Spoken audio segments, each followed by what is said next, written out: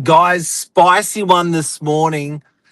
Building costs murdering our property prices. Are they? How are they? Stay tuned. We're going to talk about it this morning.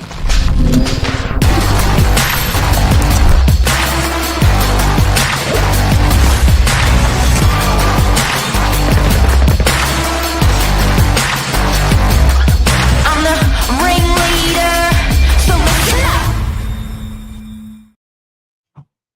Namaste, economist Josh Wapshot from Novak Properties, guru, real estate agent, Mark Novak, real estate agent of 30 years. We have some thoughts about building costs we'd like to share this morning. Josh, I'm passing the mic to you. Thank you. Good morning, everyone. Yes, I think this is a very relevant topic in relation to build costs. Probably something we're seeing more prominent recently, especially with obviously the housing market the way it is, and obviously a call for supply to hit the market as to be the solution to this ever-growing heating property market. But I tell you what, we've been down in the fields and speaking with a lot of the developers themselves. We've got a couple of sites across the Northern Beaches, and having that discussion with them, we're getting some really good info. And we thought that we would share this today with everyone because it's probably something that I then switch over to a residential open home, and I'll speak about these things with incoming inspectors, buyers, and they go to me, wow, Josh, I never really actually thought about real estate property in that way, and why, trying to get an understanding of why prices rise as fast as they do. And I think a big one is the build cost, Mark. It says it in our heading, something that was once built for 300, you're now spending more than double, 700. So big costs. 5 years. Yeah, very, It's very. 5 years from 300 for a box to 700 for a box.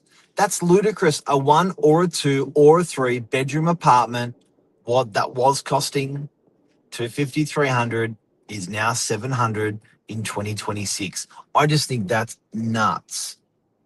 It is, especially when you think of, like you said, 5 years, and you put that over a longer time frame. That really is an extreme push, and it seems as though it's not only to do with the cost of materials themselves, but another thing we've seen to find with our developers that we're selling their product, it's also to do with compliance. Mark, if you want to share a bit about our experiences with developers and certificate requirements and compliance now these days. Oh, we're sitting in the tin shed with the builder last week, and who's been building for 50, 60 years and still building strong. Just done a big building in DY of 100 units, and he's going, this is incredible. Like, he actually wasn't complaining. He was, I don't know, it's almost like he was rolling with the punches in a way. It's just like, this is how it is now. But he was saying 10 years ago, 15 certificates, a building of 100 units, 15 certificates, fire, power, construction, like certificates, very, very simple. 15 certificates. All he had to worry about was 15 certificates. He said, Mark, just finished this building, just got occupation certificate, 315 certificates. Same job. Wow. That's just a mammoth change. And obviously, with that extra compliance checks and processes comes along the cost as well. So, there's now developers that I'm speaking to that, as part of their feasibility, are needing to have funds to the side for small changes, compliance part of the build now. So it's becoming a very big topic, and very relevant in today's market, and probably why we're seeing how hard it is for developers to bring stock to the market. There are a lot of developers that are choosing not to build. They're like, we're builders, we're developers, we're out of the building game. We'll develop, but we're out of the building game. A lot of builders going, just don't worry about it, it's too hard. Yeah. and the risk versus reward, what used to be there beforehand, as you've said, a lot of that that juice, you'd call it, for developers, where they were building these boxes for 200-300, for them to go and take on the risk. Obviously there needs to be the right reward at the end of the journey, and that's just not there at the moment. And here's the dumb person's attitude. That's good. Dumbo says it's really good. It's really good that there's more compliance. There's a level of too much. It's not good. There's a level of too much, right? So when it comes to the fact that, like, when is enough enough? When it comes to the fact that your building cost has gone up 400,000 in 5 years, mostly due to bloody compliance, you can't tell me it's due to the buildings that are twice as good as what they were 5 years ago. You can't bullshit to me and tell me raw materials are nothing. Like, what can possibly change to be double? Compliance. You ask these guys, it's compliance. Now, let me put this to a road, right? There's fatalities on the road. If you want to make fatalities on the road zero, change 60 kilometers an hour down to 20 kilometers an hour as the maximum speed you can travel, and you fix the problem. Compliance. Make everyone really compliant. They can't go more than 20. There's no fatalities on the road. There's got to be, I know it's an awful example to give, but there's got to be efficiency in that as well, versus survival. I just can't get around to 20 k's an hour. It's just inefficient, right? I can't do it. And there is that argument with building. Now, unfortunately, with compliance, when you introduce it, you cannot repeal it, because your head's on the chopping block if you're the one that repealed it. So all this stuff that's in, it's not going to be undone, because who's going to put their head on the chopping board for that when something goes no one? So we've got to get used to it. But what I'm worried about, Josh, is if 700 build costs for a 1 or 2 bedroom in 5 years doubles again. And I mean, that's somewhat like we were saying, the silver lining in this is that, well, great, if you are a property owner, we now are starting to see construction create a floor price for property, because you can't simply go and recreate or replace that property now with what it would cost you.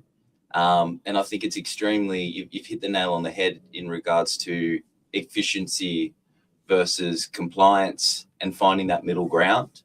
And I think that is one of the, if not the most important factor at the moment. But then you've also got the pressures of, a really tight trade labor force. So, you are going to pay more for your labor over the last 5 years, and probably is still that aspect of materials have gone up as well. So they've really been hit from all sides and corners. And these guys are the ones that create the supply for the market, and creating that supply is what brings up more opportunity and tends to the demand in the market, so that people aren't running over the top of each other when it comes to that small amount of property that's currently available.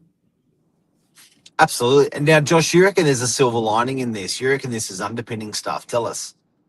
Yeah, well, I just said, I really believe that, if you can't replicate a product, which you can't with these build costs, it really is setting a flooring in terms of pricing of what you would expect an apartment to be sold at, what a house, depending on how big square meterage it is. I think that's the silver lining in it all. It is creating somewhat of a floor in prices in property, which probably you didn't think of 10 years ago. I know when I heard my parents talking about property, it wasn't about construction costs. It was about location, where you wanted to live. You never really thought of the fact that, hey, I'm going to be buying this, and this is how much it's going to cost to build it. So I think that is going to start to enter the market. Can I say something for people that are watching and just remind everyone what we're talking about? We're not talking about land cost. We're not talking about profit. We're talking about just the build. Whether you're building 1, 2, 3, it's about 700 a box. Just the build. If you add 200 or 300 grand per unit for land, and if you add 200 or 300 grand per unit, you're up at about 1.3 mil, 1.2 mil for a 1 bedroom, 2 bedroom, or 3 bedroom. Massive. Profit to do that many units. So the good news is that if you're sitting in a 1 bedroom at the moment, you're a bit of a rock star or a cheap 2 bedroom, because to supply that product in today's market's impossible. Yeah, it definitely is. And I think that I watched a video recently from another agent actually, and it was sort of again with inflation, it was like, you know, if you're worried about your coffee doubling in price, well, if your coffee's doubling but your property's doubling at the same time, you're not going to feel so bad about it. So I guess you know, with all these price increases and what we're seeing without the market, I think the most important thing is for people to ensure they're exposed to the market itself. You know, we've seen it over the last 100 years, double every 10 years. And as hard as everything else is getting, and more expensive things are getting, well, Make sure you're a property owner. Yeah, there's one trophy asset, and guys, it's not something that you want, it's something that you need. We all need a roof out, under our heads. It's a necessity. So to have something as a necessity such as a home to put yourself or your family under, and it be your trophy asset, I think that's where it, you know, sort of comes out on top, even amongst all the turmoil in the world. Absolutely. Josh Webshot, thank you very much. Interesting topic that a lot of people, I think you see it in the media, but I don't think it's unpacked as much as it could be. And hopefully we'll help people unpack it today. Josh Webshot, the economist at Novak, thank you. Thanks, everyone. Thanks, Mark. Cheers. Love you. See ya. Bye.